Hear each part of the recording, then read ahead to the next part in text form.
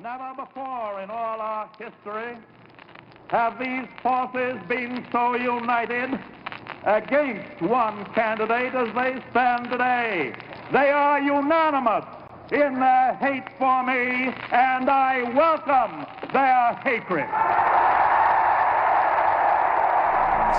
The needs of working families in the middle class, not just the billionaire class. We know what's going on. We are paying attention.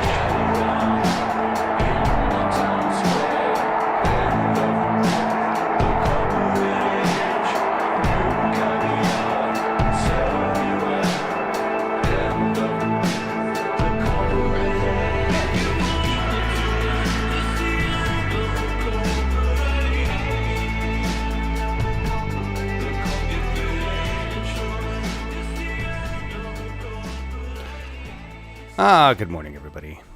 How you doing? It's a weird Saturday. And it is Saturday, right? I just want to make sure that I have the right day.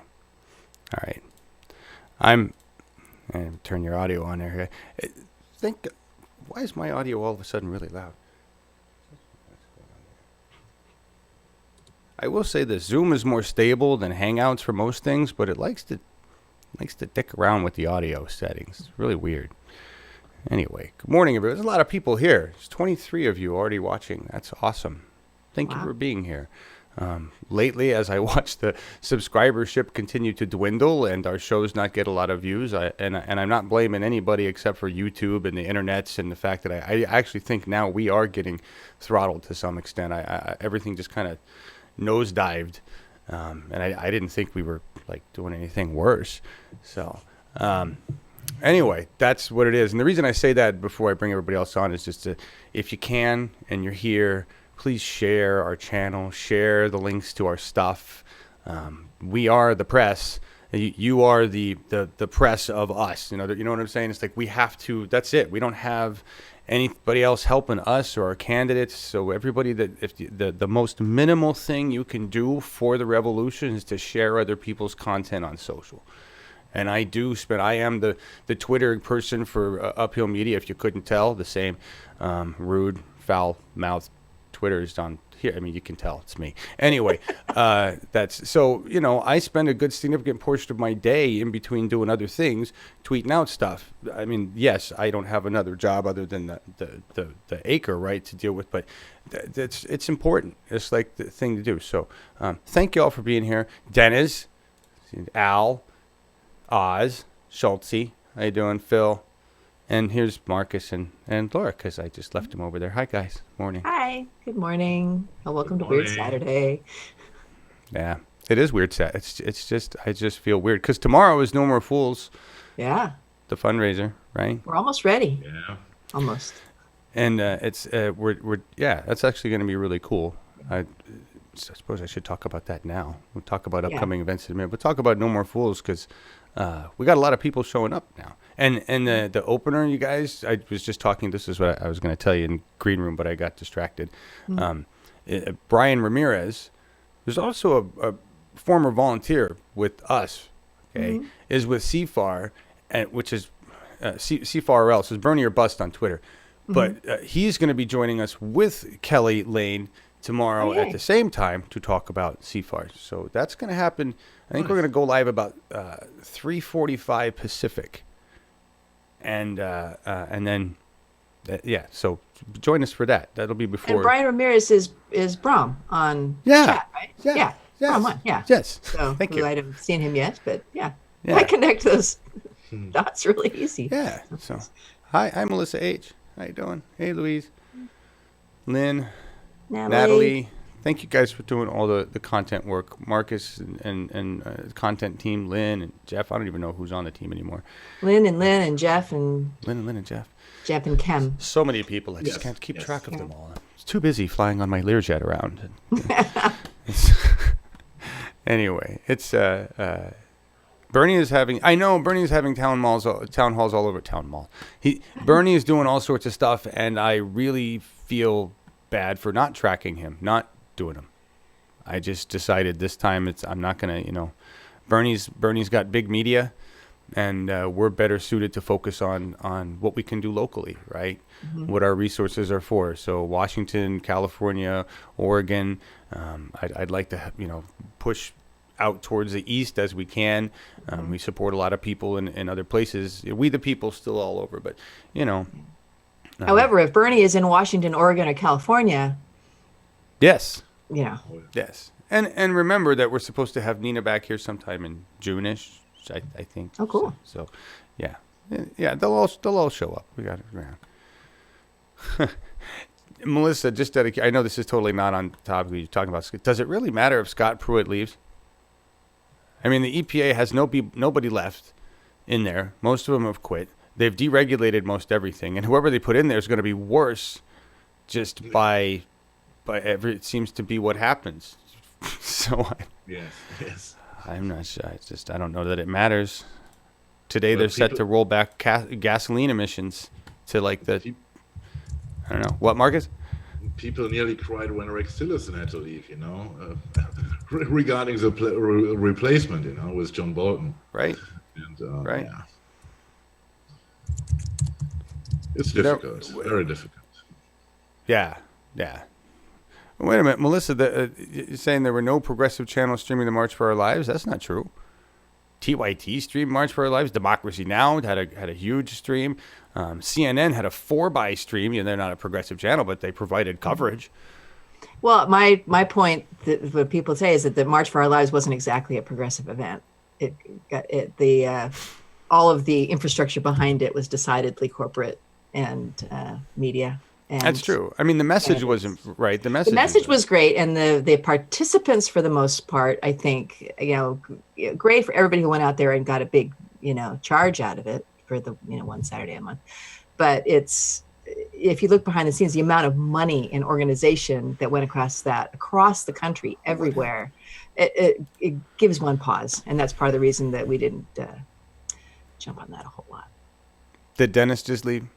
Thank you, Laura, for that explanation. Yeah, that's my view. I mean, I have heard that quite a bit. It's not grassroots if it's that well funded, and one must wonder. Well, yeah. I mean, on the other hand, in this case, I gotta say, if I don't care if there's the media behind it or corporations behind it, if it saves lives, which are at risk right now, and I don't care where the support comes from, as long as it gets to limit or to ban mass assault weapons. Maybe. All right. Did we see any legislation coming out of that march? No, but we saw some empowered kids, and as much as MSM uses everybody else, they should use MSM. Mm-hmm. But you know what? And what I'm realizing also, the big purpose of the march was to get voters. And that happened. Yeah. That happened big time. Yeah, signing up all the kids there to be good Democratic voters. Man. I see you guys want to talk about Bernie or let me say Roseanne. Talk about Roseanne. Why? Later. Yeah, but she could take Pruitt's place. Oh well, no, yeah. A lot of people confused about that one. Yeah. Schulte, I'm a pro-gun progressive. Not sure how to. I don't know. Jill, thank you very much. Jilly drops $1.99. You finally got super chat. Ooh. Yeah. Nice. Thank you, Jilly. Thank you, Jilly. I'm a pro-gun progressive for people of color.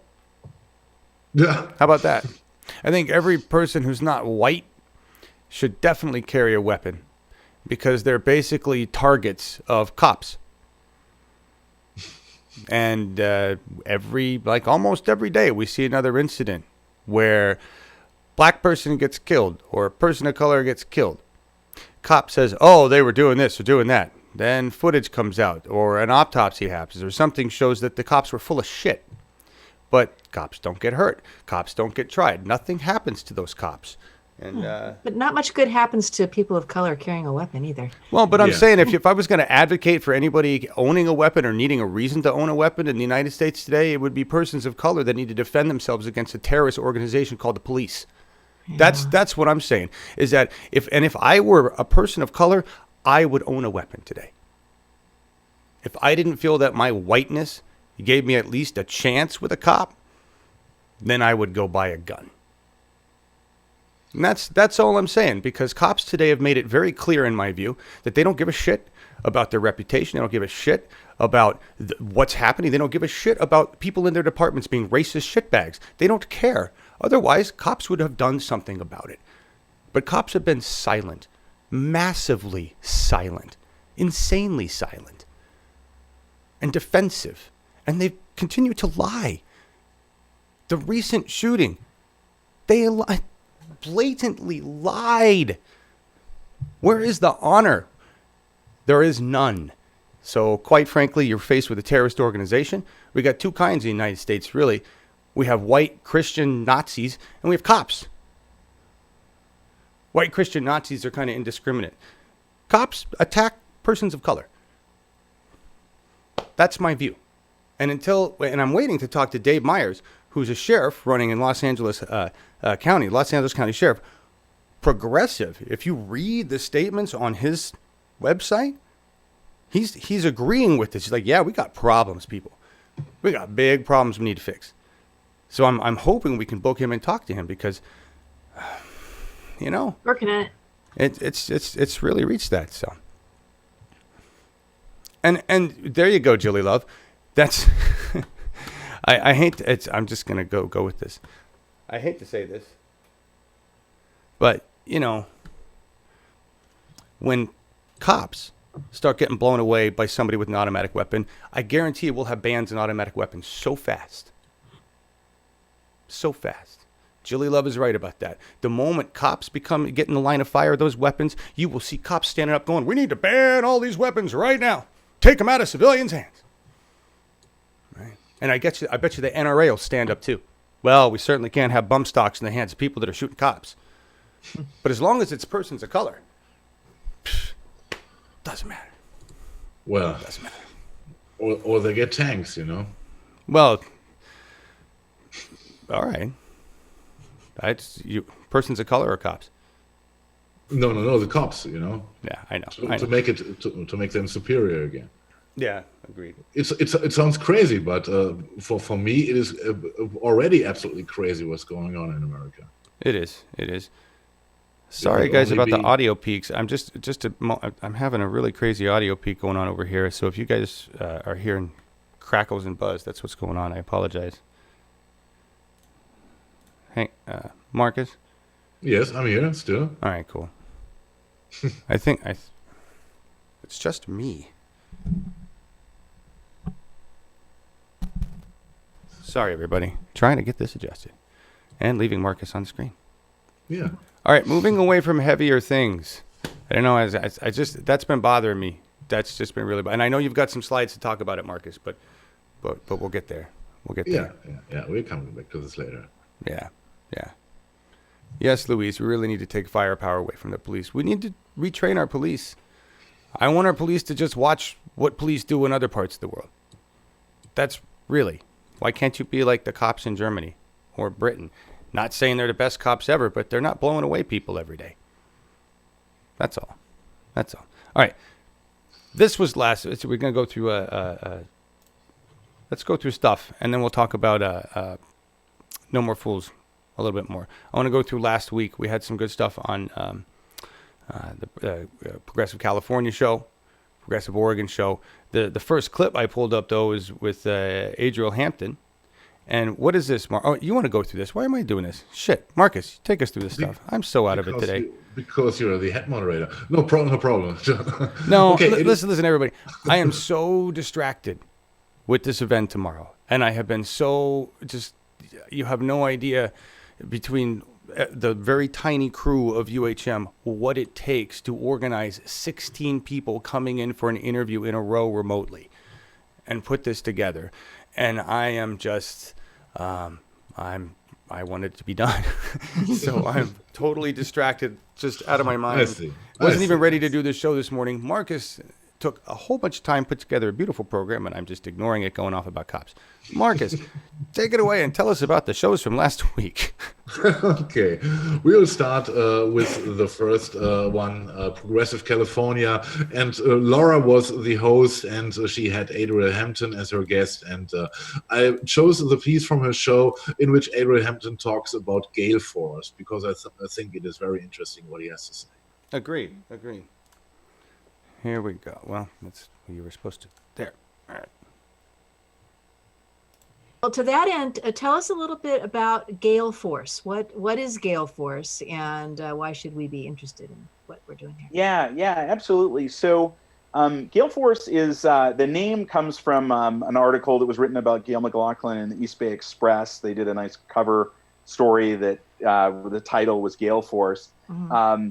And we started thinking about a big part of the Richmond Progressive Alliance that Gale and others co-founded in 15 years ago was really progressive solidarity and coming together regardless of party, mm-hmm. and saying, we need to stand up for progressive values and also not take money from corporations. And this is where a movement like the Progressive Alliances really departs from like where the Democratic Party has been, because the Democratic right. Party has both at a state level and a national level really taken to being funded by large corporate donations. Mm-hmm.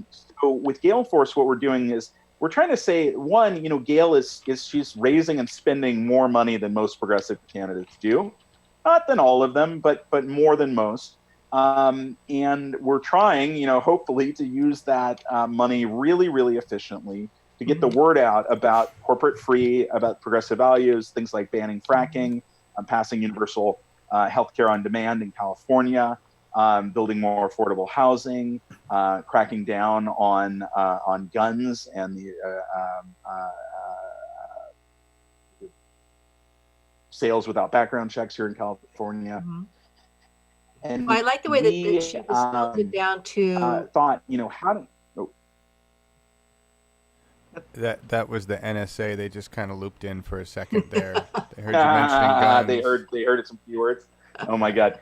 So so you've got the one unifying principle up there, which is these are progressives who are rejecting corporate influences in their elections. Mm-hmm. And so there are people of all parties who have progressive values and are not taking corporate money. There are definitely, in the progressive movement in California, I've heard people start to talk about corporate progressives. And these are people who have generally progressive values, but they take corporate money. Yeah. And when push comes to shove, are obviously for folks who follow this, you're concerned that they will then flip, on things like net neutrality or single payer healthcare. So we've been talking a lot in Gale's campaign about like, how do we get aspirational? We know what we don't like. How do we talk about what the world looks like when corporate free progressives are in power? And, you still have people doing work and an economy, but you don't have the biggest corporations having the most influence on our elections and who gets elected and how we govern ourselves. So Gale and her team are going kind of up and down the state in races of all sizes, school board up to Congress, House and Senate, and some statewide races, and making endorsements. And the next step in that is to say, hey, can we expand out of that and do some work together? Can we do voter contact together, some volunteer events together? And we're just starting to roll that out. So we do want anyone who wants to be part of that to reach out to us. Any party, and that's part of that statement before, is whether you're a Democrat, Green, Peace and Freedom, or no party. The Gale Force message goes across all of those things. And then the message I really like the mission statement. We can only win the world we want by demanding change, building a movement, and electing the people who can deliver. And that is, that's critical. And we're going to be talking about that a little bit later. Is like the races we're watching. Who can actually win them? There's some where it's just where people are. That's where we'll cut off there, Marcus. That's the time. So That is the best part there, the mission statement in that. It's perfect. It is always great to see Adrian on our shows because he has always something important to tell us. So, Absolutely. Yeah, we're coming to our first We the People show on Monday, and what a show! We had Maria Estrada, and I had the pleasure to meet her in the green room before. And if you liked her on the show in the green room, she was double the speed, double the energy. She was blowing us away, right, John? And, she was pretty amazing. She was definitely. Yes. When she left, John and I, we looked at each other and said, okay, this will be so easy because she goes on herself, she has so much to say, and she is so original and so so grounded in on her perspectives and positions, and it was a real fun to have her on the show. And we have some comments on her. We have a slide for this. Then you can see how appreciated her appearance on the show was. Oh, you do? Are we going to run the clip, or are we looking at slides? Sorry. No. We run the slides first, I think, and then we go to the clip. All right. If you don't mind, John. It's totally fine. All right. Except I got to go back to the slides. Here. There we go. Oh, man, I'm just doing bad today. There. Yeah. There you go. Slide 1. Yeah. You can't read it, though. No, we can't read it. No. You would need to enlarge this, yes. We have comments from Brian. We have Density, of course, and Diana and Jeffrey. And everyone was so happy about her. And I think from our guest, she was one of our favorite, what our audience concerns so far, among the lots we have so far. Absolutely. Okay. So, and for the interview part, for the part we had I chose from the show, she's talking about that some people say about her that she's using bad language, and she talks about her daily experience with racism concerns, and I think it's very important to hear. Yeah, it is. She was one of the few people that actually, we have similar sentiments regarding foul language and how offensive it is comparatively. So, yes. Really enjoyed this clip. Right. They're not used to us following through. Like, they're used to people not like all of a sudden we are interested in democracy and they're like, oh shit, what do? We have to cheat. Fuck, we gotta cheat, Why are we involved? Right. Why are you involved? And that's pretty much, John Burton, the outgoing chair last May. I'm sure you heard the story, right?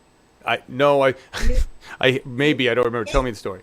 It's the chair's race, and it was Kimberly Ellis, and he's like, fuck you, get the fuck out of here, and he flips us off, and they all clap like seals, and then I'm in a private chat group with all the ADEMs from both sides to discuss whatever, and it was that whole, your language and it's appropriate, and I said, if you clapped and thought what John Burton said was okay, then you really need to shut the fuck up about what I say here. Right. If you think it's okay for the chair of the party to be that disrespectful to us, most of these kids, there was 1,500 in 2015. All of a sudden, there's over 3,000 delegates. A lot of them are younger people, millennials, and this is the first time at a convention, and this is how this man is speaking to them. Right. Now I'm older. And I don't know this man, and this is how he's talking to us, and but that was our first experience at a convention. Right. So my language is that when they say that it's offensive, I just that doesn't really. Their actions are offensive. Do they? And that's actions speak louder than words, right? I think it's a selective when they're offended. It's very selective because a lot of what they say and do is very offensive, I think. Absolutely. And they have no problem saying and doing it. I had a delegate, a liberal white woman, middle-aged white woman, tell me to go back to my country. Wow. That was so funny to me. And people were like, what did she say to you? Like, I can't believe you just said that. And it was, everybody flipped out. they flipped out. And I'll be honest with you, I've been on political threads, and I've been called a wetback, a nigger, fuck you bitch, go back to where your family came from. Nobody wants you here. Like, I've heard all that shit, and to me, it's like, the fact that I'm here, if it offends you, good, because I'm not going anywhere. And the reality is, this is a liberal white woman. Right. To hear it out of the Democrat. First of all, it's a Democratic Party. Isn't it supposed to be the open party for everybody? We love everybody. And as long as you're giving us money, you're voting for the things we need to vote. That's just disgusting. Thank you for running. Thank you for being strong. All right. That's a good place to cut. Yeah. Yeah. Maria Estrada.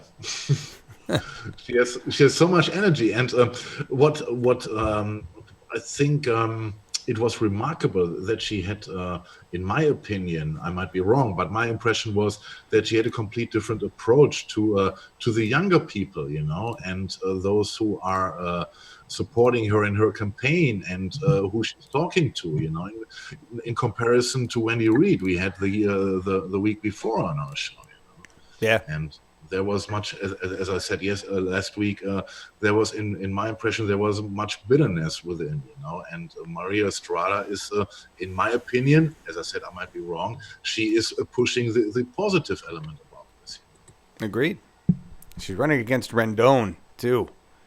The guy holding up single payer, or one of the main people holding up single payer in California. So, yeah, she definitely needs progressive support. She was awesome. Absolutely. And I don't know what was going on, where she lives isn't the best of areas out there where she's representing anyway. But it sounded like there was some kind of time machine or something that kept going off at regular intervals in the audio in the background. I have no idea. And I don't even know if it was coming from her. It could have just been a signal thing, but it was just very strange. Did you notice that, Laura? Yeah, it sounded like a jet taking off. Yeah. Yeah, I wanted to ask. Yeah. In the first moment, I thought it was a TARDIS arriving. Yeah. It's NSA installing new windows at Scott Pruitt's house. Yeah, maybe. Anyway, what's next, Marcus? What do we got next? Okay, next would be our We the People Wednesday guest, the Green Party candidate Josh Jones, and we will stay in the topic of immigration and racism, and I picked the piece where he is talking about his experiences and his ideas what immigration or free borders concern. Very interesting as well. Awesome. Thanks. I mean, you're a white American. You can go anywhere you want in the world, really. Right. Well, there was a time when I came back from surfing. I'm part Native American, so I came back in July. And I was super brown, and I had dyed my hair black, I think. And every time the guy asked me a question, and I'll answer your question here in a sec, but this is a funny anecdote. He said, "What county were you born in?" Or no, what county do you live in? And I said Santa Ana. He said, "Well, what high school did you go to?" I said, El Medina. And he said, "What state do you come from?" And I said, California. He said, "Why are you speaking Spanish to me?" I said, "I don't know, because the Mexican people used to own California." And then they proceeded to tear my VW Bug apart for half an hour. Nice. But like you said, I'm not actually a Mexican national, so it's not going to ever go to that same level. Look, Mexican people, there are people, the Californios in California, that were here long before the Bostonians, as they're called historically, came here. And the Mexican people, one of the things one of my geology professors would say is that if you look at animal migration, right, the monarchs, hummingbirds, a whole bunch of fish and a bunch of different kinds of animals, birds, they have it's North America. They fly back and forth. This is an amazingly progressive group. You don't have to be soft on it. Basically, the position is pretty strong. No, I'm not being soft. I'm trying to explain the basis of it, that there's not like Central America is Mexico. Mexico is part of North America. Right. United States is part of North America. Canada is part of North America. And we should all have a common movement. We have freedom of migration. Yeah. Putting up this idea that there's a wall there and that keeps birds or monarch butterflies from going past. If monarch butterflies can do it, if birds can do it, and deer, people are going to do it. They can go. Have you ever gone out to the wall and looked? Yeah, we'll cut it off there.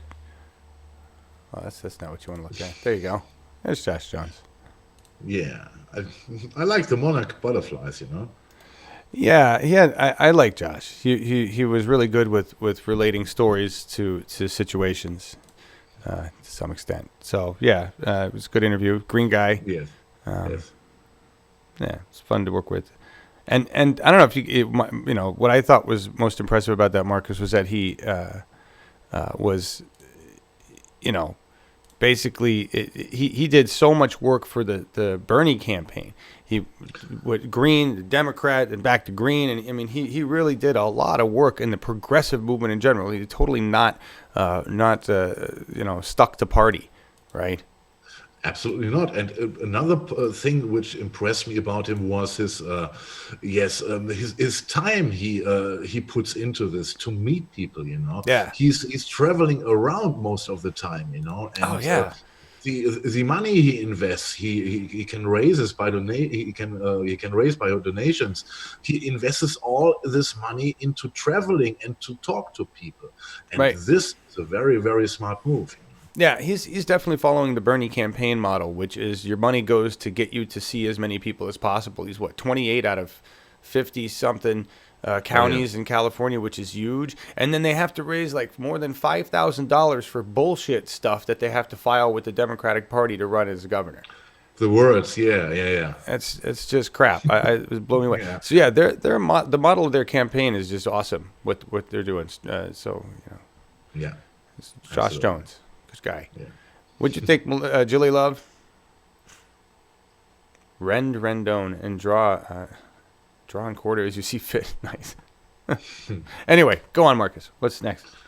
All right. Next would be on my list would be the No More Fools fundraiser for tomorrow. And oh yeah, and you had the promo loaded. That's right. Yeah, and I think at the start of the promo, and then we'll talk a little bit about it, right? Everybody's seen the promo at this point, right? Oh, play it again. I love the promo. Oh, fine. Play the promo. Yeah. You don't like it? Good. Come on. John. Every time I run it, I see things I want to fix, and including... It's too late now. So you're the parent of it. You're loud. We're on version 4. Uh-huh. This time, you're going to... Well, you won't notice, but Tambourine Borelli is spelled with 2 R's, everybody.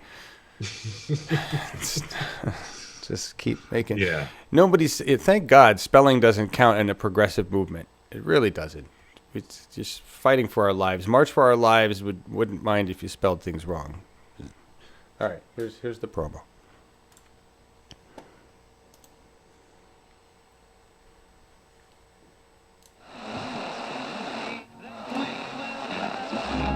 I'm just a fool for April. There's nothing more to say. You can fool other people some other time. That's for Facebook. I pity the fool.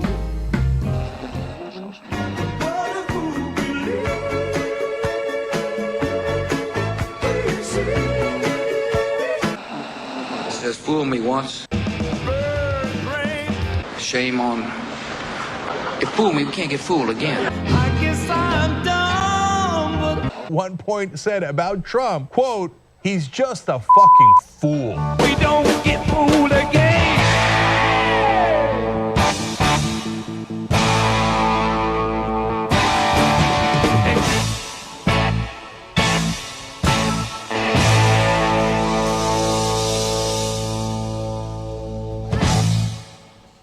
Yeah. All right. I like that. Yeah. The one with the least amount of errors. Yay! I liked it too. Now, if we could all get you to share that, and hopefully we'll have lots of people. The thunderclap, everybody. Do the thunderclap if you haven't. Yeah, the thunderclap slide. I don't know if we do. We have a thunderclap slide? You have one? We have an actual thunderclap slide. All right. Somewhere in here. Yeah. I don't know why it's so hard to get everybody to do this. Anybody in the audience, just be honest with me. Is there something we don't like about thunderclaps? Are we worried about it? Is it do we find it too intrusive into our Twitter? Is it because got 14,000 people on the UHM Twitter, and I can't get what you got 74 out of 100 people. That's 74 people. We get at least that many that watch this show, you know, by the end of the day. And guys got to all have a Twitter. Go do this. Because our social reach just grows. That's what that is. Right? We used to do this for the Bernie campaign, but tell me if you guys are worried about it, what's going on? You know, what you know, if this is a scammy service, we no longer use it anymore, or somebody had a bad experience, let me know. I'll dump it. I just thought it was still good. Not everybody's on Twitter and Facebook also. Really? I mean, between those two places, really? Yeah, you'd think. I mean, at least the people you're speaking to. Out of all the people in our, you would think we could get 100 folks. You'd think. Yeah. Do we have a link to that in the description of the video? I don't. Is it in the rundown that I dropped in here, Marcus? I don't know. I'm not sure about well, it. That would be helpful. Go to our YouTube channel, or go to. Oh, I don't have it loaded in here. Go to my Facebook. NMF. No More Fools. NMF.uphillmedia.org. Yeah. That is the new shortcut that will take you to the page. It has everything you do on it. It has a list of the candidates. I should have had that page pulled up, but I didn't have it. List of candidates. It has links to their website. It has a link to their direct donation. And below that, it has the thunderclap. So there you go. Just do that. You were creeped out by it. Mm-hmm. By Twitter or by thunderclap? Anyway. You just hate Twitter, Brian? Yeah, I understand. Okay, explain it again for Schultze. What's a thunderclap? Okay, so basically you're going to go to this link. It's just thunderclap. What it's called. But basically it's a link that goes to this site. Thunderclap is a service. We actually paid money for a pro level of the service, and it's social media marketing.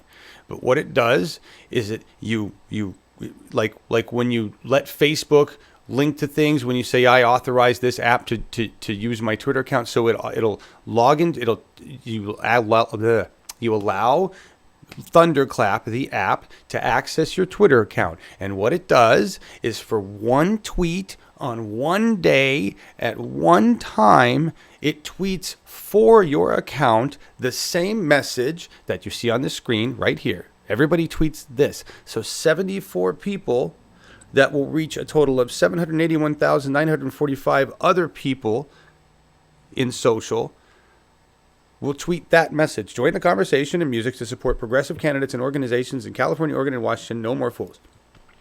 They don't let us put a hashtag on there anymore. Apparently, when you can put a hashtag on there, it was a lot more effective. Whatever. Right? If we get 100 people to blast us out, that's 100 people at the same time dropping the same social flyer. That's all this really is we paid for a flyer service, but it requires you guys to sign up to be the flyer droppers. Does that make sense? Yep. Did you guys create a hashtag for tomorrow? Dennis, are you sure you're not smoking something over there? Really? No More Fools, Dennis. It's only been, I just... That's all I'm going to say. What was in that cheese sandwich, my friend? Well, just Dennis was in the green room earlier eating a cheese sandwich, and it must have had some good cheese because he's dripping it. Is that seriously a question? Are we all seriously asking what the hashtag No More Fools is for no? Really? I hope you're joking with me, guys. Hope you're joking. April Fool. April Fools. You guys are awesome. Well, is it April Fools in Germany? I guess it is. Yes. Yeah, okay. Celebrate that. No joke. Dennis is the only one that gets to pull that. Everybody else is out of order. Okay? Anybody in the United States? No. Yeah, that means you, Cheese. Yeah, that means you. You guys are cracking me up. You realize how fucking tired I am. I can't even follow the jokes. Jesus. I need to smoke more pot. Today. Where were we, Marcus? Did we even get through? We're not even done, are we? Are we? We are not yet done. I have 2 or 3 little more topics on the list. Didn't we have anything from Progressive Oregon? Oh, yes, we did. I just kind of ignored it.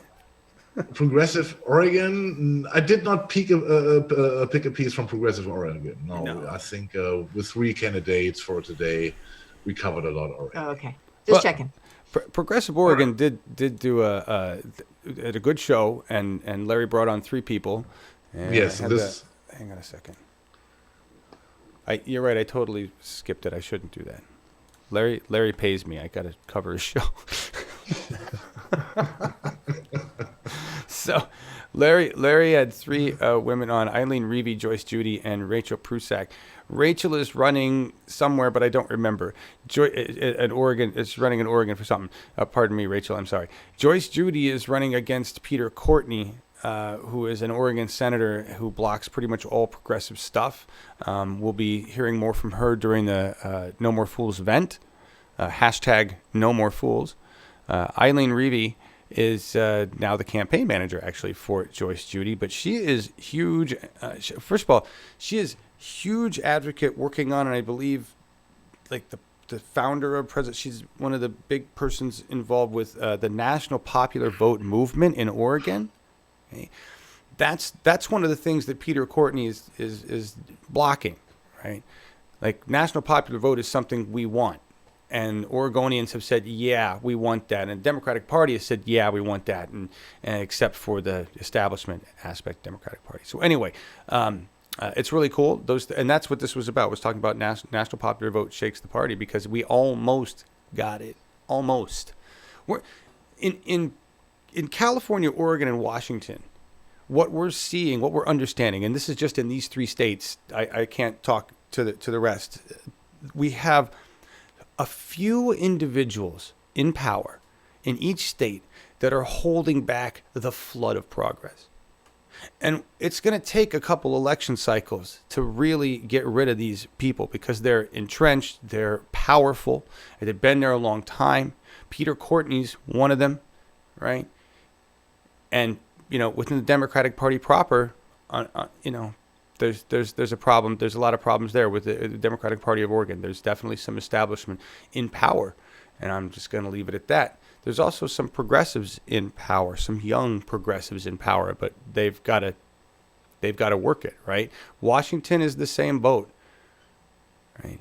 Unfortunately, in all 3 states, the top of the power chain in the Democratic Party is establishment, and we're just climbing up the mountain to get to the top, right? And so these 3 ladies are working on it for Oregon, and it was a nice discussion. National Popular Vote is a big movement. I don't know how many states are actually signed on to it, but we don't quite have enough to make it happen, but we're close. And we've come a lot closer than in previous. And that's to make it happen on a national scale. Get rid of the goddamn Electoral College, which is an absolute bullshit. It's just a rigging of the system. That's all it really is. So anyway, how's that? Yeah. What else did you have for the show, Marcus? News. Oh, you want to talk about the oh, geez. Oh, yeah. Laura, live and good. Do we have any questions for the audience? Do you want to address anything? You having fun just kicking it? Nope, no questions. All right. Everybody, just for right now, because she's not going to say it, everybody give Laura a big social hug, a virtual hug. She's had shitty times at work. And like everybody else who has to work a regular job and then come home and fight to survive in the United States, it's really sucks when your job also is being a pain. So we're sorry, Laura. It's kind of been stressful lately. Yeah. A little hard on the body. So yeah. All right, Marcus, you picked that. There's too much ugly on this page, in my opinion. Yeah, I think it was a good idea to start the news block with bullshit, and in my opinion, I gotta tell you in front of this, this is all the thoughts of a stupid foreigner, not from the US. I don't know in how far Roseanne Barr is a national icon like Oprah or Dwayne Johnson or all the names which are in the field about running for presidency or stuff, and I was really when I noticed what's going on, I heard that there will be a revival of the Roseanne Barr show of Roseanne, and the next day I looked in my Facebook and I see there is a war going on. and people are unfriending each other because one watched the show and said it was good, the other one didn't like it. And to me, really, guys, this is complete bullshit. I don't know about how important the Roseanne bar for you guys is.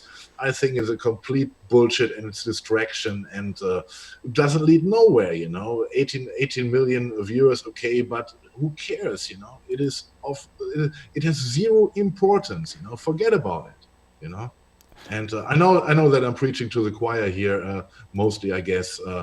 But this were my thoughts, all about the craziness, about the big scandal in the social media, and John, please. I'll explain what the greater issue is here in a minute. But with the people that actually have an opinion that has some logic behind it, it's not just about liking Trump or not liking Trump. But hang on, I want to correct some things.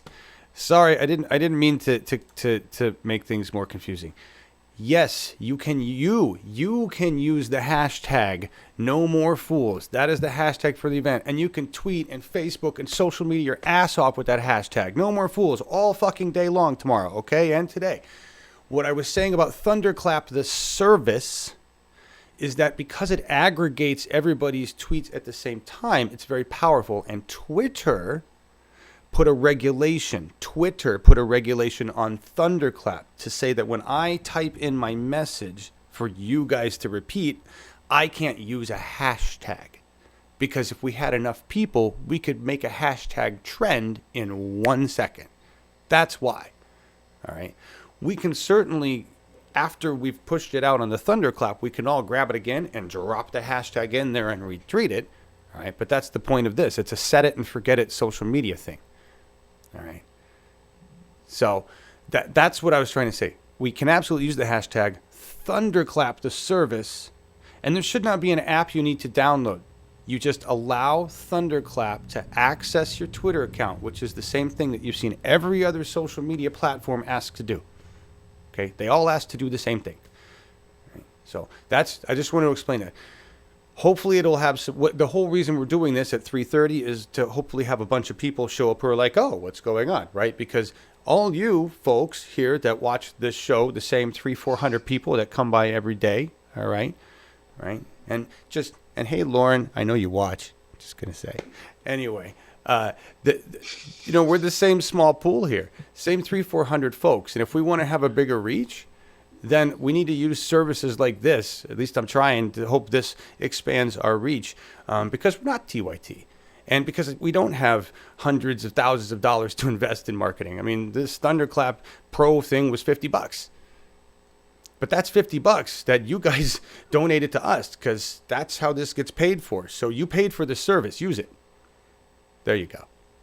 How about that? You paid for this service. What are you guys talking about? No, it won't access all your friends' accounts, Julie. No, it just allows you to do one tweet. We did this with Bernie Sanders in 2016. The whole primary season, there were people pushing out Thunderclaps, and they had no froze. It doesn't access their thing. It just tweets out a tweet. Anyway, and it does nothing illegal, or else it wouldn't exist as a service. So we'll just put it that way. Anyway. If you're willing to do it, great. You can do it with a Facebook account. You can do it with a Facebook page. You can do it with a Twitter account. If you're willing to do it, that's great. If not, totally cool. I get it. Just your privacy is not being any more invaded than it already has been by the NSA, CIA, the FBI, and every other, Facebook in general. Okay, so just saying. Well, thank you, Schultz. I appreciate that. The retired director of the NSA, Harding's words were, never go on Facebook, Twitter. Right, Phil. It's already handed over. There's nothing more they could really find out about me unless they want to really hear the enraged words I have for them. So I guess that's where I'm at. And I just want to say something on that. To everybody right now, to all the big names out there, the Julian Assanges and all the other big people, the Elon Musks who've deleted this account, deleted that account, we're in a fight for our lives. We don't have billions of dollars to spend on mainstream media. We have the internet. We have the places where we've been given Facebook, Twitter, Google, YouTube, all of these spaces where everybody goes. That's it. We have those markets. So it's cool for us to say, oh, well, I'm never going to use that platform again because they got my data. I'm not going to use this place again. But we have no choice. If we want to get our message out in social media, we have to use the platforms, the Walmarts of social media where these people are. And that's the sad fact. So it sucks. It sucks that you have to use the very constraints that you're given to break free of your constraints. Anyway, moving on. Laura, you're just like keeping, you're like, I'm not going to say anything. He's in a fucked up mood today. Mean, just regarding that, the internet is not private.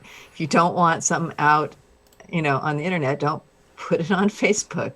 I use Facebook for pictures of sunsets and sunrises and kittens and things. I use Twitter for politics. I use LinkedIn for business. It's like, we signed away our privacy to them when we signed up for the app a long time ago. Right. Terms of service. Mm-hmm. It's not a coincidence that everything that you've looked at on any other app shows up as an ad in your Facebook. How do you think that happens? If you don't like that, don't use Facebook. Yeah. Yeah.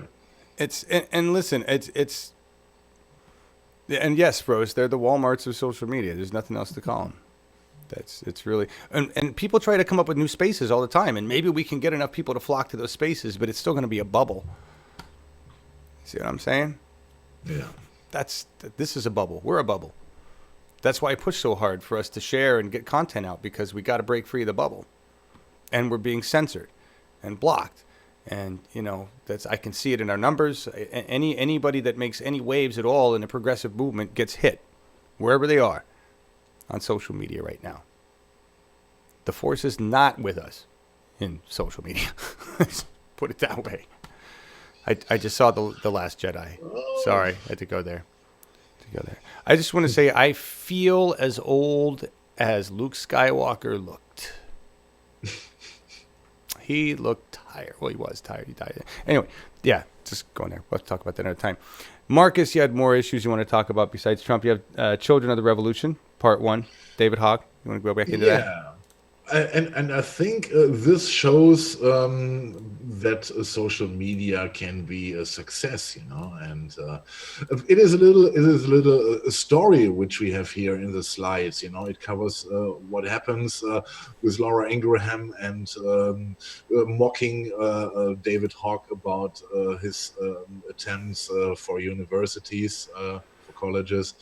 It was a low hit, and I only can ask myself, how can anyone be so stupid to do this? They should already have experienced that the youth, that those people, those kids have the power right now, or have a certain power right now. And we can go on with the slides now. You see the reaction of David Hogg on the mock of Laura Ingraham, and he just posted the top 12 of her advertisers, and this was enough, this was enough to cause the next slide. Right. Well. Yes, and as you can see, I think 12 of them, 11 or 12 of the top advertisers withdrew from the Laura Ingraham show, and this is a complete success. And if we can go on, we see that David Hogg did not accept the strange apology coming from Laura Ingraham in the spirit of the Holy Week and all this crap she was talking about, and inviting him to her show. This I can understand that David Hogg was completely pissed about it, and I can only congratulate him to see through this, and to say no. He denies the apology. He doesn't accept it, because it is not honest, and it of course is not honest. And in contrary, he was pushing more, so that now the next slide appeared here. Okay. Yeah, and there we can see that Laura Ingraham is now on holidays for minimum 1 week, because they don't want to set her on air again, because she has no advertisers at this moment anymore. And this is nothing that Fox can accept. And we saw the same thing playing with Bill O'Reilly, you know, who also announced his holidays, and look where he is. He's still on holidays. You know, I hope he's in Ireland, but he's still off the TV screen, which is a good thing, you know. And what I want to say is, what happened there shows the power this movement already has, you know. And if all the kids, all the children, or all the millennials, and the generation who is concerned with all this really would unite, you know, it would such an incredible power. This power would be a big wave, and there would be nothing in the way which would stop them. And I count on this power, you know, and it is great to see this. And I hope the youth, the young people, realizes what they have in their hands right now. You know, this is a small victory. You know, the battle is not won for a long time, not. But all these are little steps in the right direction, you know. And this is why I don't care if they are supported by corporations or by the media, you know, as long as it goes in the right direction. I don't care, because it is time to move forward, you know. And this is why I think David Hawk reacted very smart and wonderful, you know, and great step. And he has to push forward, you know, because he has no other choice. And as we can see, there was already a reaction on this. There was a very strange opinion piece in The Hill. I think it was from yesterday. And maybe you can show us a slide, John. Sorry. So, yes. And there is the author, Joe Concha, is complaining about what David Hawk started, you know, about the power he has right now, his movement has right now, you know. And he says what Hawk does, that he doesn't accept the apology of Laura Ingraham and pushes forward, puts the First Amendment into danger by his boycott calls, you know. And I think it's completely crap. If you want to fight something and you have the right causes, in my opinion, and the article says that they want that David Hawk wants to play in the adult world, you know, with politics and so on. I think this kid has no other chance. As the adults behave like children, you know, he has to join the adult game. Which has nothing to do with common sense, of course. And he enters the ring, and what he does is, I think it is very good. And the article which sees the First Amendment endangered, it is completely crap. And it is what I say: if the young people get to know what they have in their hands, the power they have, it could be the real revolution in the right direction. I'm optimistic about it. I hope it will come like this, you know. Boy, they're having an interesting conversation in chat. I'll tell you that about the whole thing, and we're going to talk about that. I agree with you that it's inspiring and hopeful.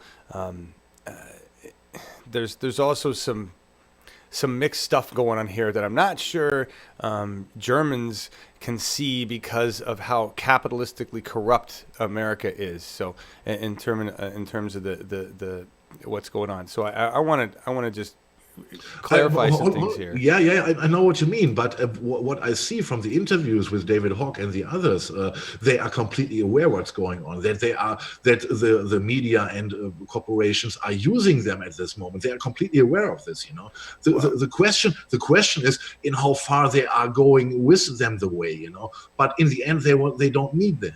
This shows as a boycott. They don't need the corporations. Well, okay, so at this very moment. I understand that, but let's just take all those corporations stopped advertising on the Laura Ingraham show. They're still advertising on Fox. They're still horrible corporations that do horrible things around the world all the time, and so they're kind of like, okay, we have to stop it here.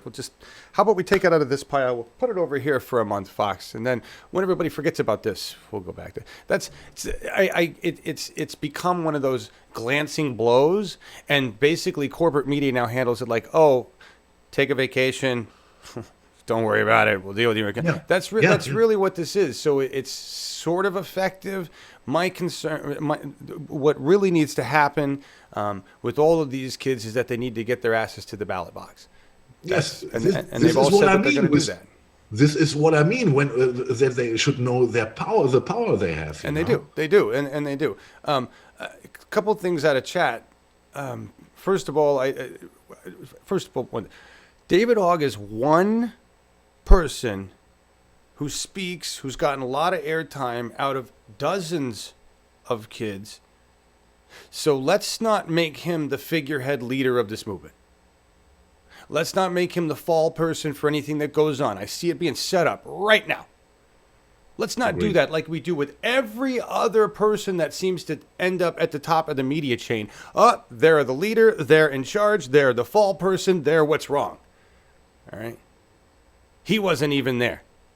What the fuck ever? He's a kid who's taken the time to use the platform he's been given to get a message out to a bunch of dumbass fucking greedy adults. You know, we got nothing as adults. We got nothing to say. We need to shut the fuck up and just do our work. Because no kid, David Hogg or otherwise, whether you think he's a puke or you think he's for real, should ever have to do anything even remotely close to what these kids are having to fucking do right now. If we were any kind of a civilized, honorable, moral, decent nation, they'd just be in school. We gotta back up here and remember just how bad we have made this fucking nation. Let's not pick apart the kids. Okay? Yeah. Leave them the fuck alone. Let them do their fucking work. Give them all the support we can and make sure they don't get co-opted into the fucking corrupt bullshit that is our government. That's what we need to do. But criticize? No. We have no fucking place to do so. In my view, we got a lot of making up to do. We got a lot of ground to cover. We got a lot of heads to pull out of asses. And they're not kids. They're not kids. Yeah. So I just want to say that right there. Yeah, thanks for the clarification. Because of course I can only see things from over across the ocean. You know? Not you, and I'm talking about chat. But yeah, no, I completely agree. You know, but for me it is also difficult. You know, and to see what's going on because I'm not living in the U.S. You know, and. Well, of course, it is not David Hogg alone, you know. I'm talking about the movement, you know, that he is now the poster boy for a movement. Okay, we will see where it leads, you know. But I think of any criticism is completely terrible in my opinion. You got to see those kids. It is now 4 weeks ago. They still had no time to get all the things straight which happened while the shooting, you know. And this will come later, you know. I don't know if they have any psychological support anyhow, you know. But I can imagine that the breakdown will come for everyone who survived this, you know, who witnessed what happened there, and I guess they have no time so far, you know, because they're on the way to one show to another and to one interview to another, and well, you know, criticism is complete bullshit in my opinion. Yeah, it's not. I mean, it's not constructive, and I'm just. Listen, everybody, I'm not venting or picking on anybody in particular. I need to shut the fuck up too. It's like reassessing where we're at and what we're doing and how we need to fix things and change things. And it just seems like we're diving into the media on this like we do with everything else. And I just want to get back to focusing on I think that's why we focus on local more, because it's just so much more. That's what's going on, you know. And anyway. Name calling is what Trump does. The real question is, are the Democrats using kids or are the kids using Democrats? Both. I think it's both. I can't talk about a particular situation going on right now within the Oregon Democratic Party, but I know of a situation where it's both. It's I will say this. I have only had a very small glimpse of the inner workings of the Democratic Party of Oregon. Tiny. And what I see, I don't like at all. Like brand new progressives with power, already sounding like corporate progressives, corporate Democrats, already using the terminology, already got that smooth. It bothers me a lot because I can't tell the difference between are they just practicing and honing to be professionals, or are they working so that they can shine me on easily? That's really what it comes down to. It's frightening. So, I get it, you guys. Hey, Brian, do you want me to stop? I could. Today's a weird day. I get it. We're to next week on UHM anyway. Laura, live and good. Do you want to comment on any of this? You're absolutely quiet. She's like, nope. Don't want to say a fucking word. Nope. There's so many things going on. I don't know myself. I can't verify myself, so I'm just going to shut up about it. My only thing is that the way that the kids and the Parkland thing has been co-opted by larger forces, and the march was an example of that. And they're getting a lot of coaching and a lot of prompting behind the scenes, and does that mean from progressives. Okay, that's cool. I get it. I mean, it's not cool, but I get it. Does that mean it's bad? Does that make it ineffective or bad? That's the overall question. Exactly. This is the question. Right? It's still brought awareness. It's still having an effect. It's doing things. But yeah, now it's got the cancer of money and corporate interest infused into it. So how long does it last until it becomes, a detriment? Right? Yeah. Yeah. We'll see. I think the awareness that it raised was enormous, and I'm going to go with that as being positive. What if anything happens from this awareness? Who the fuck knows? That I totally agree with. That's what's and so maybe the whole point is to say let's focus on the positive. We got to work with what we got. Very frustrated with that. Personally, myself, got to work with what we got. Right? What I have for resources, time, and capabilities, and what we have in this little organization, and it's some amazing people, all of you. I love the fact that most people in the audience are in the organization anyway, although it doesn't lend well to our growth. Mm-hmm. You guys know this. This is almost like a team meeting. It's we're a bit of an echo chamber. So. Yeah, and so thank you for being here. Share this stuff. We got the big event tomorrow. Tambourine, Borelli, with 2 R's. On We the People. Monday. Mm-hmm. Monday. Yeah. Tambourine's running in Washington. Mm-hmm. CD10. And we just did a tech check the other day. And she is a passionate person about fixing things in Washington. We're very excited. She's also a part of the Bernie Kratz Coalition. She's just one of the members, just one of the crew. Right? She's out there.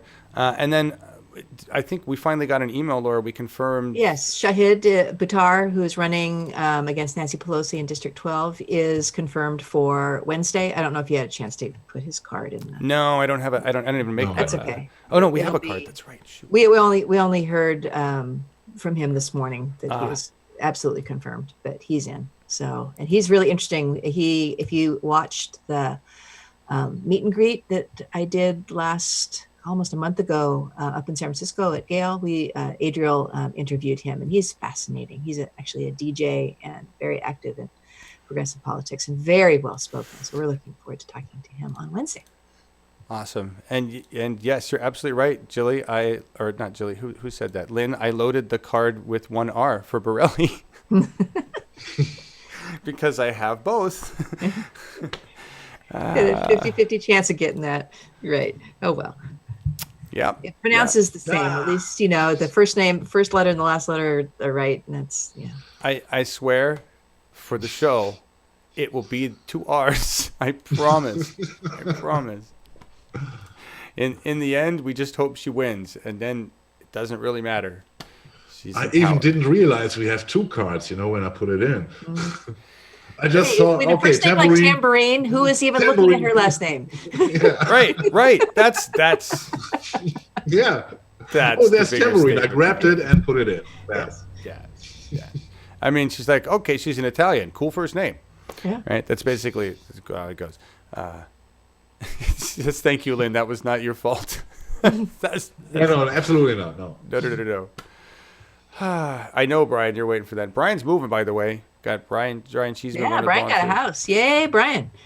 He says he has to pack his garage today. You have my deepest sympathy there, dude. Yes, Al, I promise. I absolutely promise. Spelling will be correct. Oh, Al, you're so clever. And yes, Courtney, I just saw that. I actually saw that tweet like 3 a.m. or something. I was up like doing nothing. This is really cool. The Our Revolution National has endorsed. I thought it was. Isn't it whole Washington? Is it? You say endorsed I-1600, the Universal Healthcare Citizens Initiative. Okay, so I saw that they had endorsed whole Washington, and they're also endorsing that initiative, that's whole Washington's purpose, right? I'm pretty sure. So that's awesome. That's awesome. Thank you for bringing that up, Courtney. I forgot about that. So that's good. Anytime the national organization is willing to use their social media power to endorse and help, that's always good. Appreciate that. That's kind of what it's there for. Anyway, get some of that. Huh? Wish we could get some of that. No comment. I'm just gonna leave it at that. I wanna work with them all. Just always feels like a one-sided endeavor. Anyway, what else we got to cover? Are we done? Are we done? Before I say we are done, let me go through quickly before you were going to talk about. Weren't you going to talk about Roseanne? We already did. We did. Oh, we did. We yes. talked about Roseanne. I was just there was. And I came to the conclusion she's completely unimportant, which was yes. quasi confirmed by John. Yeah. All I wanted to add about that is it's for at least for me, in my view, it has nothing to do with what pisses me off the most is that mainstream media, entertainment media, and Roseanne, although she is a Trumper in real life, okay, so whatever, mainstream media is using the Trump platform. They're giving Trump a platform, all right, for ratings. Yeah. Granted, they can make a show out of anything they want, but the equivalent is making a show. Actually, the equivalent sort of would have been All in the Family, although a little different at the time. All in the Family was designed to show the problems with the racist and that racial inequality back then. This is like saying it's okay, right? Let's give Trump values, let's give MAGA moron values a place to state those MAGA moron values. A national stage. That's what pisses me off the most. It's not whether my friends or other friends are going to watch the fucking show. I know people on Facebook that have said, well, I'm going to watch it just because. Well, great for you. I'm not going to give that platform any amplification. When you provide Nazis, racist Nazi people, and yeah, Roseanne, you support Trump. You support a racist Nazi asshole who has no regard for life on this earth. And that's it. And so we have a mainstream entertainment network that has no problem making money, finding advertisers, selling ads, and making money off the American public for presenting racist, hateful Nazi fuckers on national TV. That's my personal view with this, is that if we had any morals, any standards, any decency in this country at all, that shit would never be on TV. Never. That's not censorship. That's just not tolerating racist Nazi shit. We don't have to tolerate racism. We don't have to compromise with it. It's not about First Amendment rights. Giving it a platform, amplifying that message, that's morally wrong. That's my issue with Roseanne. Roseanne could scream and bitch and do whatever she wants, talk about how much she loves Trump, all she wants. Okay. To put that shit on TV is morally wrong. Anyway, there you go. That's the Roseanne. That's to me, the deeper issue, Marcus. Yeah. Really. I don't watch TV, so points move. Right. Anyway, whatever. I think it took already longer than Roseanne really deserved to talk. Yeah. I just had it in mind to only mention it quickly and to come over to the David Hawk story. And Froze, are you fucking kidding me? I love you, dear. I love you, but I'm gonna let Marcus explain to you that Nazis were not socialists. They used the name of the National Socialist Party as a facade. Marcus, do you want to correct some history here? Just make sure we got this straight. I don't want to correct anything. Nazi socialism has to do with socialism, like Trump with Bernie Sanders. You know. Yeah, yeah. That's like saying corporate Democrats are really for the 99%. Come on, seriously. Anyway, all right. What is this? Apologies to everybody. This is an off day for me. I really am just like thinking about tomorrow, and there's just so many things going on right now with a lot of things. Hasn't been a great show. Thank you for being here. Thank you, Markus and Laura, for working hard to try to put together a good show, regardless. Oh yeah, I worked so hard on this. Well, thank you, Markus, because I just show up with wet hair 10 minutes before. That's what it made. Look, you busted your hair out in 10 minutes. That was badass. Yes, exactly. I'm impressed. Yeah, impressed you guys. You did. That was amazing, really. From the being on my show. The difference was. You're impressed. You were scared. I was scaring you. I know. Yeah. Yeah. I really look like I'm in Star Trek ship today. I do. I love you all. You guys all work so hard, and I've been trying to get out this form to everybody who's a volunteer to get some shirts and get you some shirts. That's what I was thinking of. So anyway, thank you for being here, Markus. Tell us about this. Tell us about this song. I love this song. It's really cool. I love finding stuff. Markus is always pulling weird stuff. This is awesome. Tell about this group.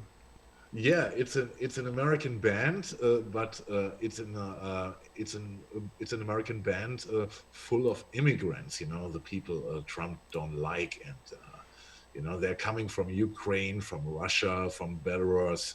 They're coming from Ethiopia, if I'm not wrong, from Ecuador, from China. And they are really a multicultural band. And they are playing, they call it themselves, gypsy punk. And they have a hilarious video. It is from 2012. And it describes the life of being an immigrant. And I can tell you, they are coming rougher. And I hope you guys like it. We love it. Yeah. And I totally didn't have it set up because I was looking at chat. I'm such an idiot. I was reading what Froze said, and I just want to let everybody know your opinion. Everybody's welcome to their opinion. Yes. I'm a remarkably opinionated person. If you hadn't figured that out, go back and watch the shit I did 2 years ago. Jesus. But when you make statements that are not true, right?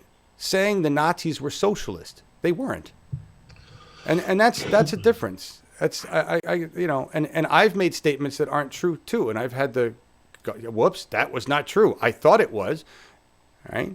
And so that's it's important. It's important because that narrative needs to not ever happen.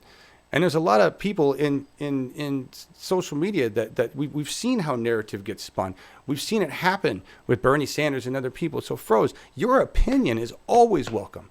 But if I see something from anybody, or if you hear something come out of my mouth that you know is full of shit, that you say, no, John, that's not how it happened, or here's the truth, or here's the record, here's what it did. Please call bullshit on bullshit.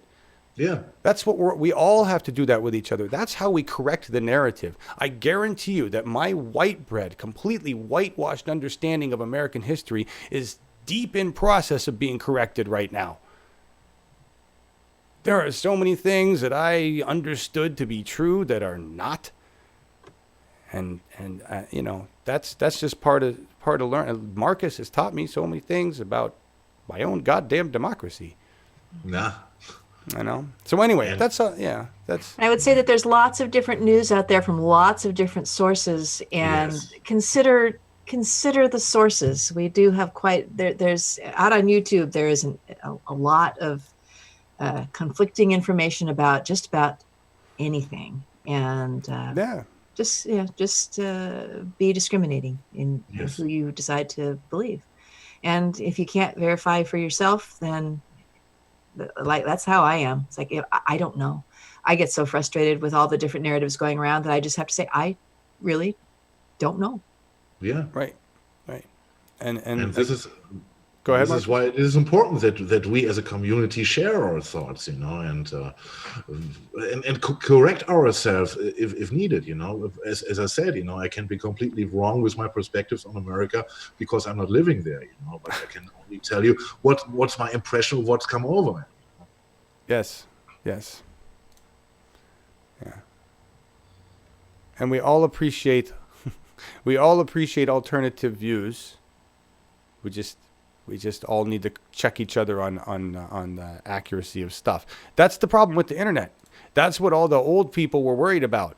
All the people that are concerned about the sanctity of the news. If you look at what corporate media says has destroyed news, it's the internet. Right? Not their narrative that they've been pushing for the last, 100 plus fucking years.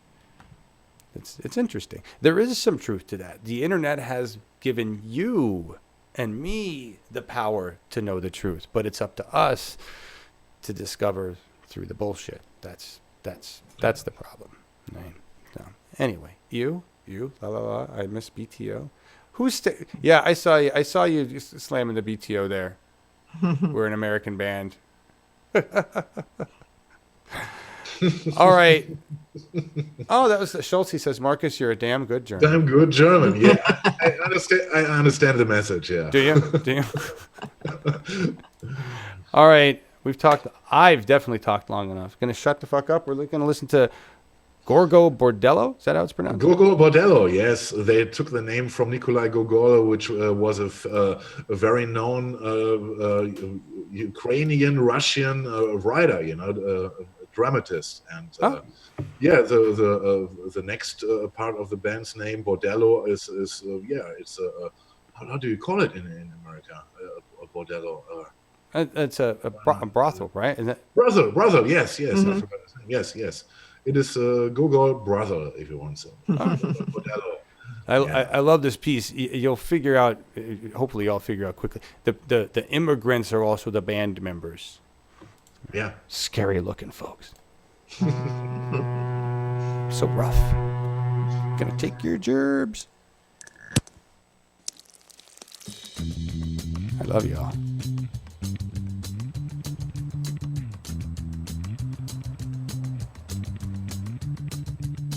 Emigrada, emigraniada, emigrada, emigraniada, da, emigrada, emigraniada.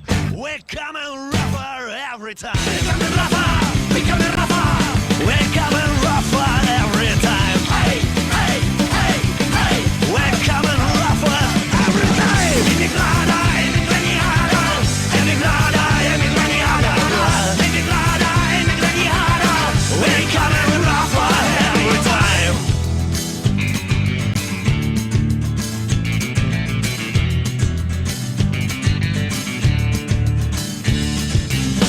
In corridors full of tear gas, our destinies jammed every day, like deleted scenes from Kafka, flash down the bureaucratic train. But if you give me the invitation to hear the bells of freedom chime, to hell with your double standard. We're coming rougher every time. We're coming rougher, we're coming rougher. We're coming rougher every time. Hey, hey, hey, hey. We're coming rougher every time. Emigrada, emigraniada, emigrada, emigraniada, emigrada, emigraniada. We're coming rougher every time. All those who made it and quickly jaded, to them we got nothing to say. Our emigrada, emigraniada, for them it's Don Quixote's kind of way. But if you give me the invitation to hear the bells of freedom chime, to hell with your double standard. We're coming rougher every time. We're coming rougher, we're coming rougher. We're coming rougher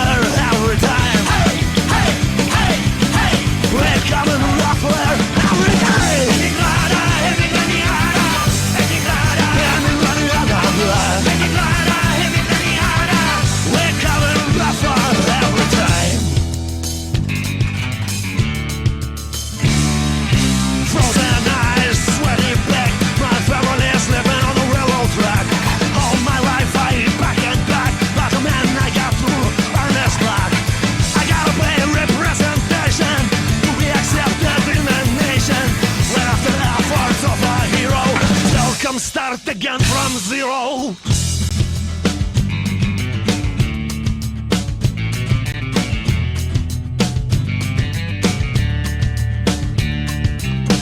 It's a book of true stories that can be denied. It's more than true, it actually happened. It's more than true, it actually happened. It's more than true, it actually happened. We're coming rougher every time. Rougher every time. We're coming rougher every time.